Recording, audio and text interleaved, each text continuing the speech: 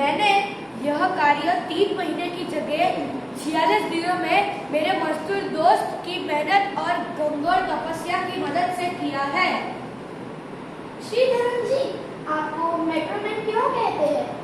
शायद मैं जो मेट्रो परियोजना और पुल परियोजना कम लागत और कम समय में करता हूँ, इसीलिए मुझे मेट्रोमैन कहते हैं।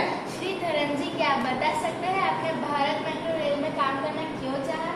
आप डॉक्टर या वैज्ञानिक भी बन सकते हैं।